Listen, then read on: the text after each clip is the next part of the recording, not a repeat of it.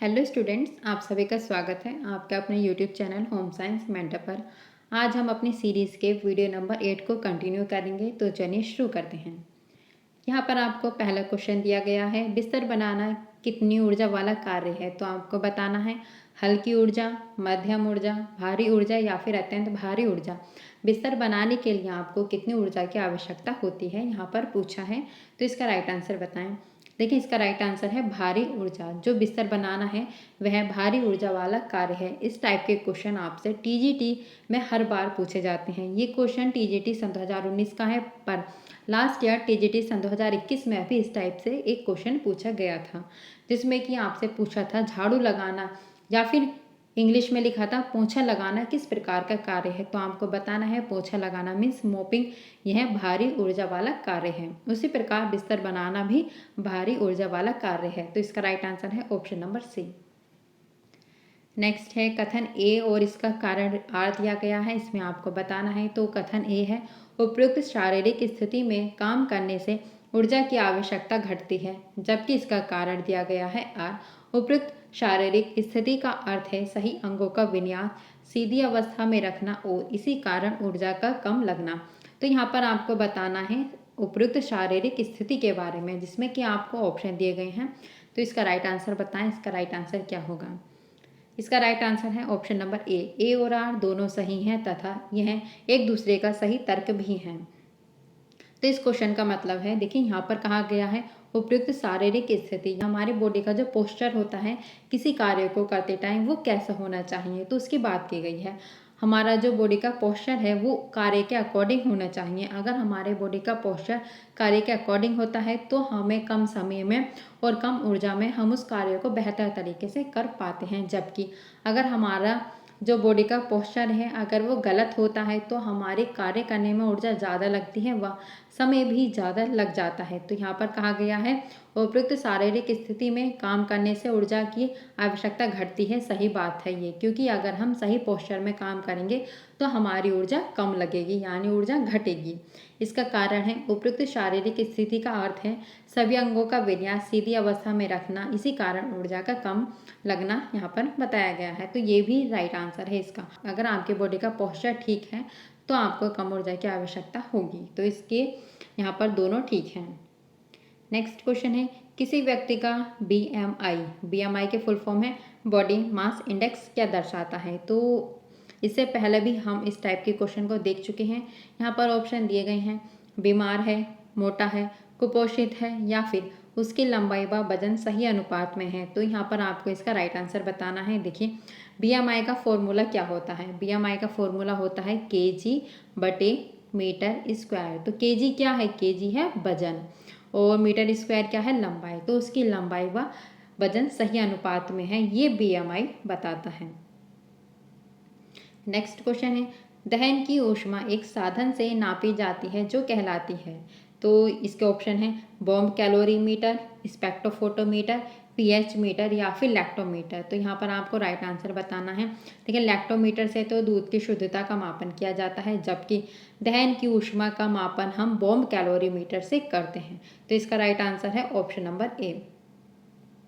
Next, Benedict Roth spirometer नापने का एक यंत्र है। तो यहाँ पर पूछा है बेनेडिक्ट रोथ स्पाइरोमीटर नापने का एक यंत्र है जो कि किसको नापता है। ऑप्शन है एसडीए को नापता है, बीएमआई को नापता है, बीएमआर को नापता है या फिर एमएमआर को नापता है। तो इसका राइट आंसर बताएं, इसका राइट आंसर क्या होगा। देखिए, इसका राइट आंसर है ऑप्शन नंबर सी, जो बेनेडिक्ट स्पाइरोमीटर है यह बीएमआर को नापता है। बीएमआर की फुल फॉर्म होती है बेसल मेटाबॉलिज्म रेट। तो इसका राइट आंसर है option number C. Next question है, यहाँ पर कैलोरी इकाई है, कैलोरी किसकी इकाई है। ऑप्शन दिए गए हैं बीएमआर की, बीएमआई की, हीट की या फिर टेम्परेचर की। तो इसका राइट आंसर क्या होगा।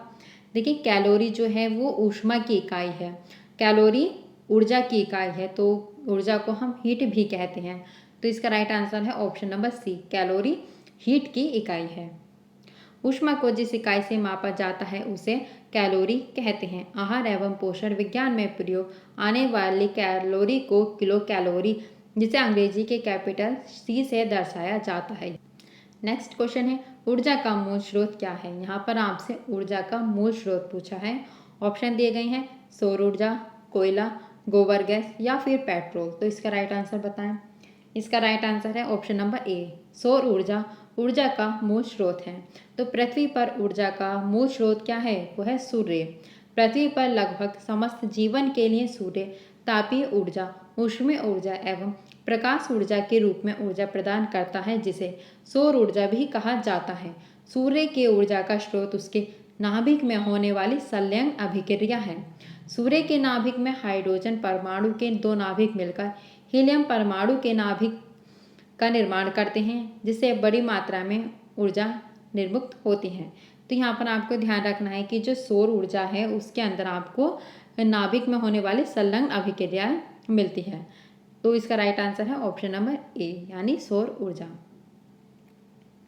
नेक्स्ट है पुष्टिकर पदार्थ क्या हैं। तो पुष्टिकर पदार्थ बताने हैं। ऑप्शन है ऊर्जा की आपूर्ति नहीं करते, बनाते और मरम्मत नहीं करते, शरीर की प्रक्रियाओं को नियंत्रित नहीं करते या फिर बीएमआर नियंत्रित नहीं करते।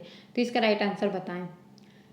पुष्टिकर पदार्थ कौन होते हैं। तो देखिए पुष्टिकर पदार्थ ऐसे पदार्थ होते हैं जो कि ऊर्जा की आपूर्ति नहीं करते। तो इसका राइट आंसर है ऑप्शन नंबर ए। तो पुष्टिकर पदार्थ के एग्जाम्पल कौन से हैं। पुष्टिकर पदार्थ के एग्जाम्पल है विटामिन और खनिज लवण, जो कि हमारे शरीर की रोगों से रक्षा करते हैं। ये ऊर्जा को प्रदान नहीं करते। तो इसका राइट आंसर है ऑप्शन नंबर ए। पुष्टिकर पदार्थ शरीर को ऊर्जा की आपूर्ति नहीं करते, बल्कि शरीर को होने वाले रोगों से रक्षा करते हैं, जैसे कि विटामिन और खनिज लवण इसी के अंतर्गत आते हैं। अधिक कैलोरी प्रदान करने वाले भोज्य पदार्थों का सेवन करने से खनिज तत्वों की स्वतः पूर्ति हो जाती है। शरीर की क्रियाशीलता के लिए विटामिन की आवश्यकता होती है। तो इसका राइट आंसर है option number A. Next question है खाद्य ऊर्जा की क्रांति क्रिटिकल इकाई दिखाई जाती है। तो इसका राइट आंसर आपको बताना है कितनी होती है। खाद्य ऊर्जा की क्रांतिक यानी क्रिटिकल इकाई कितनी है। तो इसका राइट आंसर बताएं। इसका राइट आंसर है ऑप्शन नंबर बी, 1:4 गुणा BMR। ये खाद्य ऊर्जा की क्रिटिकल इकाई है, ये आपको लर्न करना है। नेक्स्ट क्वेश्चन है सेल्सियस तथा फ़ारेनहाइट पैमाने एक ही रेटिंग देते हैं। तो यहाँ पर जो सेल्सियस है और जो फ़ारेनहाइट पैमाना है वो किस तापमान पर एक ही रीडिंग देते हैं।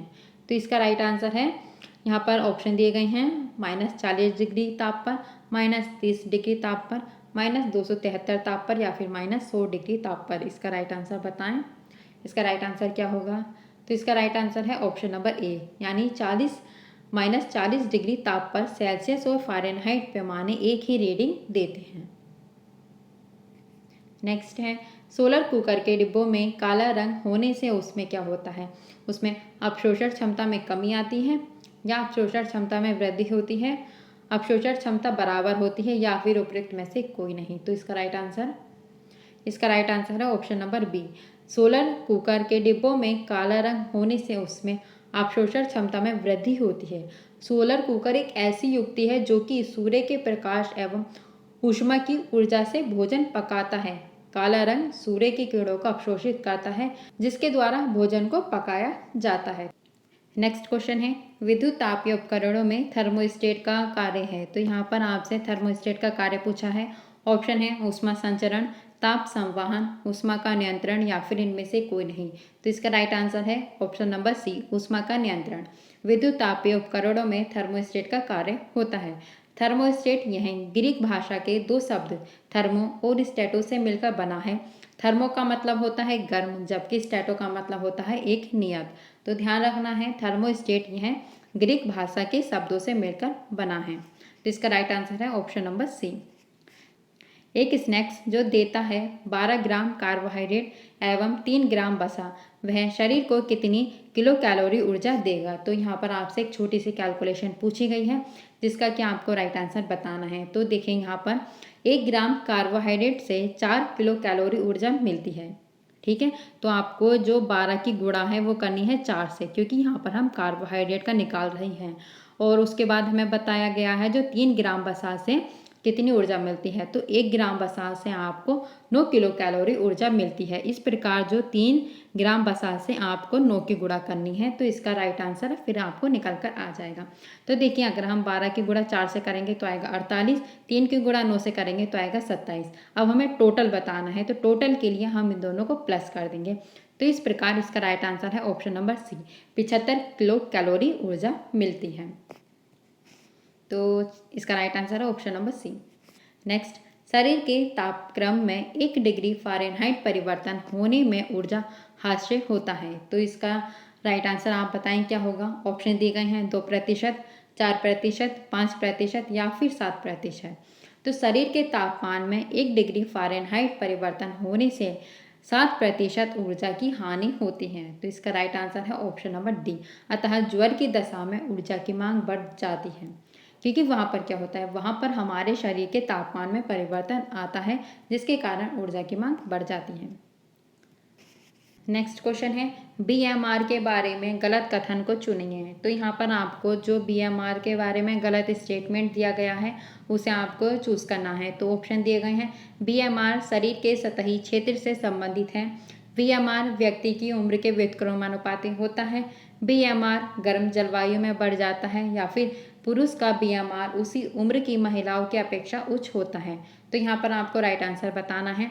इसका राइट आंसर है ऑप्शन नंबर सी, क्योंकि ये स्टेटमेंट गलत है। बीएमआर गर्म जलवायु में बढ़ जाता है, गलत है। बीएमआर गर्म जलवायु में घट जाता है, जबकि ठंड के टाइम पर जो बीएमआर है वो बढ़ जाता है। ठंड में बीएमआर बढ़ता है, जबकि गर्मी में बीएमआर कम हो जाता है। तो इसका राइट आंसर है ऑप्शन नंबर सी। नेक्स्ट है, यहाँ पर आपको सूची 1 और सूची 2 दी गई है, जिसमें कि आपको मिलान करना है। तो इसके जो है ऑप्शन है वो है भोजन संक्रमण बताना है, विषाक्त रसायन, सीसा विषाक्तता या फिर कवक। तो इसके ऑप्शन पढ़ें आप और इसके राइट आंसर बताएं। देखिए यहाँ पर जो ई ऑप्शन है वो है संक्रमणीय हेपेटाइटिस। तो हेपेटाइटिस किसके कारण होता है बताएं। हेपेटाइटिस यह होता है वायरस के कारण। तो विषाणु बताया गया है ऑप्शन नंबर 4 में। तो अगर हम ई का मिलान 4 से करते हैं तो यहाँ पर आपको एक ही ऑप्शन में दिया गया है, जो कि है ऑप्शन नंबर सी। इसमें हमने कहा था आपको वो ऑप्शन को चूज करना होता है जो कि आपको 100% आता है। तो आई थिंक सभी को पता होगा कि जो हेपेटाइटिस है वह एक वायरल डिसीज है, जो कि वायरस के कारण होती है। तो इसके अकॉर्डिंग आप ई को आसानी से 4 से कनेक्ट कर सकते थे। तो इसका राइट आंसर था ऑप्शन नंबर सी। भोजन संक्रमण यह सूक्ष्म जीव के कारण होता है।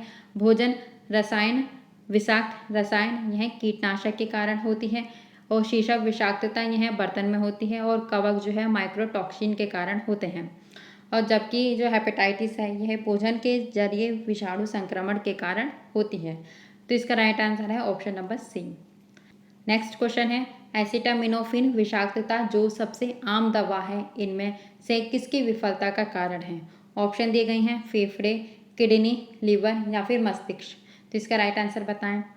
इसका राइट आंसर है ऑप्शन नंबर सी। जो एसिटामिनोफेन है एक दर्द निवारक तथा ज्वरनाशक दवा है। इसकी अधिक खुराक लीवर में विषाक्तता उत्पन्न कर देती है, जिसकी वजह से लीवर फेलर या फिर लीवर में घाव आदि समस्या हो सकती हैं। तो आपको ध्यान रखना है जो एसिटामिनोफेन है यह लीवर से संबंधित है। नेक्स्ट क्वेश्चन है, जैम और जेली में बढ़ने वाले उस जीव का नाम बताएं जिसमें कम मुक्त ऑक्सीजन की आवश्यकता होती है। तो ऑप्शन है प्रोटोजोआ, मोल्ड्स, बैक्टीरिया या फिर वायरस। तो इसका राइट आंसर बताएं। इसका राइट आंसर है बैक्टीरिया। देखिए जो जैम और जेली में बढ़ने वाले उस जीव का नाम बैक्टीरिया होता है, जिसमें कम मुक्त ऑक्सीजन की आवश्यकता होती है। जैम और जेली को सूक्ष्म जीवों से बचाने के लिए उसमें प्रिजर्वेशन या फिर रेफ्रिजरेटर या फिर बोतलों का जो बंध्याकरण है जिसे स्टरलाइजेशन कहते हैं आदि विधियों का उपयोग किया जाता है। रसदार फलों से जैम जेली अच्छी तैयार होती है, क्योंकि उनके रसों में पैक्टिन की अच्छी मात्रा होती है। तो ये भी इंपॉर्टेंट लाइन है, इसे भी आपको ध्यान रखनी है कि जो जैम और जेली है वो किन से बनाई जाती है। जैम और जेली रसदार फलों से बनाई जाती है, क्योंकि उसके अंदर पैक्टिन होता है। तो ये जो पैक्टिन वाली लाइन है ये आपको ध्यान रखनी है, यहाँ से क्वेश्चन पूछे गए हैं। तो इसका राइट आंसर है ऑप्शन नंबर सी।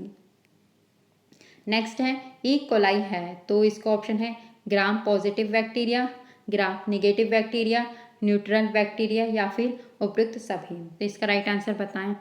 तो इसका राइट आंसर है option number B, gram negative bacteria. E coli क्या है? ई कोलाई है ग्राम निगेटिव बैक्टीरिया। इसे आप ट्रिक के थ्रू याद कर सकते हैं। नेक्स्ट क्वेश्चन है, निम्नलिखित में से कौन सा बैक्टीरिया क्षारीय पीएच में वृद्धि करता है? तो ऑप्शन दिए गए हैं लैक्टोबैसिली, वाइब्रो कोलेरा, साल्मोनेला या फिर स्टेफाइलोकोकस। तो इसका राइट आंसर बताएं। देखिए इसका राइट आंसर है option number B, vibrio cholera, जिसे हेजा कहा जाता है। तो जो हैजा है यह बैक्टीरिया क्षारीय पीएच में भी वृद्धि कर सकता है। तो इसका राइट आंसर है ऑप्शन नंबर बी।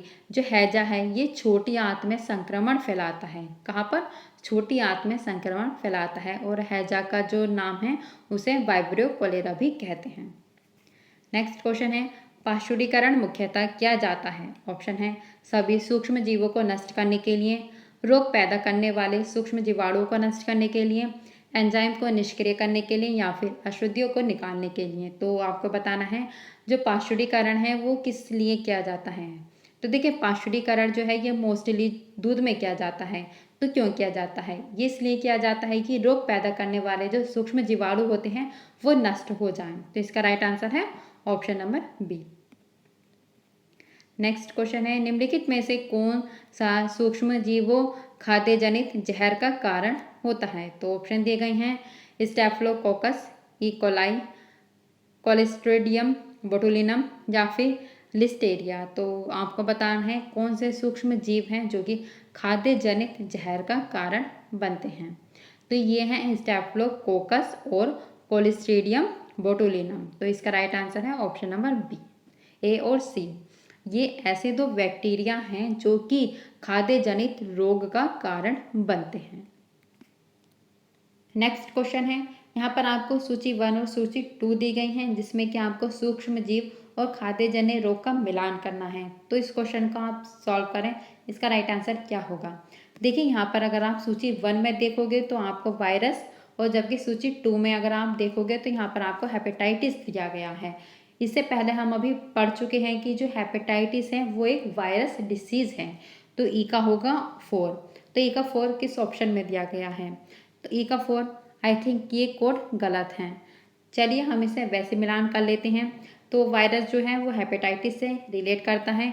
देखिए साल्मोनेला क्या है? साल्मोनेला यह मनुष्य की आंत में पाया जाता है और यह कच्चे दूध व अंडे में भी उपस्थित होता है। और जो साल्मोनेला है यह हर 20 मिनट में अपनी संख्या को दोगुनी कर लेते हैं। तो जो साल्मोनेला है ये क्या है? ये आंत ज्वर का कारण है। तो ए का है 5th। तो और सगेला क्या है? सगेला यह संग्रहणी है। और क्लोस्ट्रिडियम बोटुलिज्म, इसे तो हम पूरा ऐसे बोलते हैं क्लोस्ट्रिडियम बोटुलिज्म। देखिए क्लोस्ट्रिडियम बोटुलिज्म यह सबसे खतरनाक है, यह सबसे खतरनाक है और ये मनुष्य की मृत्यु का भी कारण बनता है। ये सूर्य के प्रकाश व पार्श्वीकरण की प्रक्रिया के द्वारा भी नष्ट नहीं होते। और जो क्लोस्ट्रिडियम बोटुलिज्म है यह डिब्बाबंद पदार्थों में सबसे ज़्यादा पाए जाते हैं। और नेक्स्ट है प्रोटोजोआ। प्रोटोजोआ जो है ये एमाइविक संग्रहणिक है। तो इस प्रकार इसे मिलान कर सकते हो। चलिए हम नेक्स्ट क्वेश्चन की तरफ मूव करते हैं। यहाँ पर आपको अभिकथन और कारण दिए गए हैं। अभिकथन है एंटीऑक्सीडेंट पोषक आहार में विषाक्तता को कम कर सकता है और संभावित स्वास्थ्य लाभों को अधिकतम कर सकता है। कारण दिया गया है फल और सब्जियों के पोषक वाले आहारों से आरडीए के स्तरों में उच्च स्तर पर विटामिन ए, सी और विटामिन ई आदि मिलता है। तो इसका राइट आंसर बताना है। इसका राइट आंसर क्या होगा? यहाँ पर आपको ऑप्शन दिए गए हैं, इसका राइट आंसर बताएं।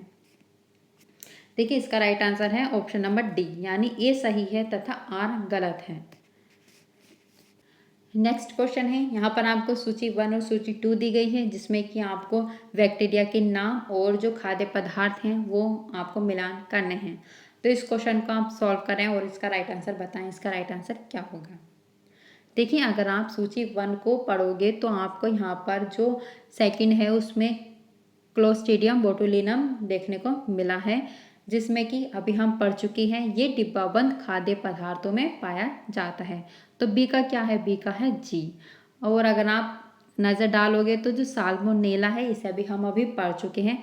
साल्मोनेला यह दूध, अंडे, मांस इनमें पाया जाता है और ये अपनी संख्या को हर 20 मिनट में डबल कर लेते हैं।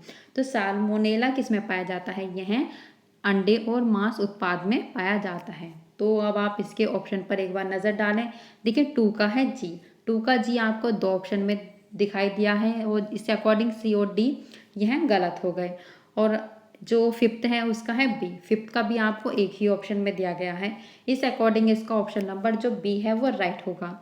ए का आपको ऑप्शन में सी दिया गया है, तो ए का सी है टीनिया सोलियम। टीनिया सोलियम का होगा सुअर, मांस और इसके उत्पाद में, जबकि स्टेफिलोकोकस ओरियस का मिलान होगा क्रीम युक्त खाद्य पदार्थ से। और जो बच्चा हमारा स्टेप्टोकोकस ये है, ये दूध और दूध वाले पदार्थों में पाया जाता है। तो इस प्रकार इसका राइट आंसर है option number B. Next question है, यहाँ पर फिर से आपको सूची 1 और सूची 2 दी गई है जिसका क्या आपको मिलान करना है। तो इसका राइट आंसर बताएं आप, राइट आंसर क्या होगा। एक बार इसके आप ऑप्शन को पढ़ें। देखिए यहाँ पर जो है, अगर आप ऑप्शन को देखोगे तो यहाँ पर जो इसका थर्ड का मिलान है वो किस में जाएगा? तो ग्लूटीन किस में पाया जाता है? ग्लूटीन यह गेहूं में पाया जाता है। और गेहूं किसके अंदर आता है? गेहूं आता है अनाज के अंदर, ठीक है। और जो अल्फा टॉक्सिन है ये किस में पाए जाते हैं? ये मूंगफली के अंदर मिलते हैं। तो मूंगफली किस में जाएगी? मूंगफली जाएगी मेवों के अंदर। अगर आप अब इसके ऑप्शन पर एक बार नज़र डालें तो सी का मिलान करा हमने ई से। सी का मिलान आपको 2 ऑप्शन में दिया गया है, तो यहाँ पर हमारा बी और जो डी है वो कट हो गई। और इसका जो है 4 वाले का मिलान किया गया है बी से। तो 4 का मिलान बी आपको एक ही ऑप्शन में दिया गया है, ऑप्शन नंबर 1 में। तो इसका राइट आंसर है ऑप्शन नंबर 1। DOPA ये सेब में पाया जाता है। एक्रोलिन यह तेल होता है। और जो फेरस सल्फाइड है यह अंडे के अंदर पाया जाता है।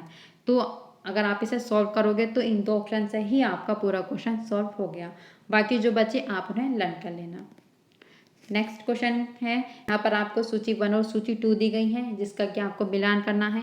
एक तरफ आपको जीवाणु के नाम दिए गए हैं, दूसरी तरफ खाद्य पदार्थ दिए गए हैं। तो इसका राइट आंसर बताएं। इसका राइट आंसर क्या होगा? क्वेश्चन को अच्छे से रीड करें और राइट आंसर बताएं। देखिए इस टाइप के सेम क्वेश्चन को अभी हम डिस्कस कर चुके हैं, तो इसका राइट आंसर आप बताएं। देखिए साल्मोनेला जो है ये किस में मिलता है? जो साल्मोनेला है यह दूध और अंडे के उत्पाद में मिलता है। तो इसका ए का होगा ऑप्शन नंबर 4। साल्मोनेला का कीवर्ड है अंडा और मांस, जबकि कोलोस्ट्रीडियम बोटुलिनम का कीवर्ड है डिब्बाबंद खाद्य पदार्थ। तो यहाँ पर जो सी है उसका कोलोस्ट्रीडियम बोटुलिनम का कीवर्ड है डिब्बाबंद खाद्य पदार्थ, जो कि आपको ऑप्शन नंबर बी में दिया गया है। बाकी चलिए अब हम इन 2 के अकॉर्डिंग ही क्वेश्चन को सॉल्व करने की कोशिश करते हैं। तो ए का 4 आपको 2 ऑप्शन में दिया गया है, इस अकॉर्डिंग ए और डी ऑप्शन कट हो गए। और जो सी का 2 आपको केवल एक ही ऑप्शन में दिया गया है, बी ऑप्शन में। अगर आपको 2-3 ही ऑप्शन याद है तो आप उसे देकर पूरे क्वेश्चन को सॉल्व कर सकते हैं। तो बाकी स्टेप्टोकोकस यह क्रीम और डेयरी उत्पाद से संबंधित है, ये भी आपको ध्यान रखना है। टीनिया सोलियम यह सुअर मांस व उत्पाद से संबंधित है। सिगेलो क्या है? देखिए सिगेला यह कच्ची सब्जियों व सलाद से संबंधित है। तो इस प्रकार इसका राइट आंसर होगा ऑप्शन नंबर बी। बाकी ऑप्शन को भी आपको लर्न करना है। नेक्स्ट क्वेश्चन है, भोजन जन्य रोगों के कारणों में से एक है। ऑप्शन दिए गए हैं, सूक्ष्म जीवों से दूषित होना, ऊष्मायन, शोथ या फिर पेचिश। तो इसका राइट आंसर बताएं। इसका राइट आंसर है ऑप्शन नंबर ए। सूक्ष्म जीवों से दूषित होना भोजन जन्य रोगों के कारणों में से एक होता है। भोजन को विषाक्त करने वाले सूक्ष्म जीव प्रमुख हैं। ये भोजन सामग्री में पहुंचकर उसमें विष उत्पन्न कर देते हैं। ये सूक्ष्म जीव भोजन को सड़ाकर दूषित कर देते हैं। कुछ भोज्य पदार्थ शीघ्र नष्ट होने वाले होते हैं। ये प्रायः होते हैं जैसे कि फफूंदी, शुक्राणु, खमीर तथा जो जीवाणु के कारण नष्ट हो जाते हैं। कुछ पौधे देखने में जैसे कि पालक, मेथी आदि की तरह होते हैं, विषयुक्त होने के कारण भोजन सामग्री में शामिल किए जाने पर विषाक्तता उत्पन्न कर देते हैं। तो जो सूक्ष्म जीव है ये भोजन जन्य रोगों के प्रमुख कारण होते हैं। तो इसका option number A is right answer. Next question है, यहाँ पर आपको म्यूकर, एस्परजिलस और एर्गोट जैसे कवक डैश आदि डैश के सामान्य दूषक होते हैं। तो यहाँ पर आपको बताना है, ऑप्शन दिए गए हैं सुअर और गाय का मांस, फीतकृमि और वलयकृमि, जीवाणु और विषाणु, डबल रोटी और अनाज। तो इसका राइट आंसर बताएं। इसका राइट आंसर है option number D, mucus aspergillus और एर्गोट जैसे कवक यह डबल रोटी और अनाज के सामान्य दूषक होते हैं। तो इसका राइट आंसर है option number D, mucus aspergillus और एर्गोट जैसे कवक डबल रोटी और अनाज के सामान्य दूषक होते हैं। म्यूकस पेनिसिलिन एस्परजिलस नमी और सीलन के कारण फफूंदी के रूप में उत्पन्न होकर डबल रोटी, पापड़, अन्य अनाज तथा फल, सब्जियों आदि को खराब कर देते हैं। भोजन खाने योग्य नहीं रहता। खटाई, नमक व मीठे का इन पर कोई भी प्रभाव नहीं होता। एसिडिक अम्ल में इनकी वृद्धि नहीं होती है। तो इसका right answer option number D. Next question है भोजन संक्रमण भोजन में उपस्थित रोगजनक जीवाणु रोगाणु को खा लेता है। तो ऑप्शन दिए गए हैं असत्य है या फिर सत्य है, संबंधित नहीं है या फिर संदेहास्पद है। तो इसका आपको राइट आंसर बताना है। इसका राइट आंसर है ऑप्शन नंबर बी, ये स्टेटमेंट सत्य है। भोजन संक्रमण भोजन में उपस्थित होकर यह रोगजनक जीवाणु और रोगाणु को खा लेते हैं। तो इसका राइट आंसर है option number B. Next question है साल्मोनेला भोजन विषाक्तता एक जीवाणुविक भोजन विषाक्तता है। तो ऑप्शन दिए गए हैं सत्य है, असत्य है, संबंधित नहीं है या फिर विवादित है। तो जो साल्मोनेला है यह भोजन विषाक्तता एक जीवाणुविक भोजन विषाक्तता है, यानी यह एक बैक्टीरिया के द्वारा होती है। ये राइट आंसर है। इसे तो अभी हम पढ़कर आ चुके हैं। नेक्स्ट क्वेश्चन है, यहाँ पर आपको अभिकथन और कारण दिए गए हैं। अभिकथन है जिन खाद्य पदार्थों में उनमें निहित पोषक तत्वों के सुस्थापित कार्यों से अतिरिक्त स्वास्थ्यवर्धक लाभ प्राप्त होते हैं उन्हें प्रकार्यात्मक खाद्य पदार्थ यानी फंक्शनल फूड कहते हैं। इसका कारण है प्रोबायोटिक, फ्लेवोनोइड्स, फाइटोस्टेरोल जैसे बायोएक्टिव घटक तत्वों में स्वास्थ्यवर्धक प्रभाव होता है। तो यहाँ पर इसका ऑप्शन दिए गए हैं। इसका राइट आंसर बताएं आप। तो इसका राइट आंसर है ऑप्शन नंबर डी, ए और आर दोनों सही हैं तथा आर ए का सही वर्णन करता है। अगर आपको वीडियो पसंद आई हो तो प्लीज़ वीडियो को लाइक करें, चैनल को सब्सक्राइब करें और अपने दोस्तों के साथ ज़रूर शेयर करें। धन्यवाद।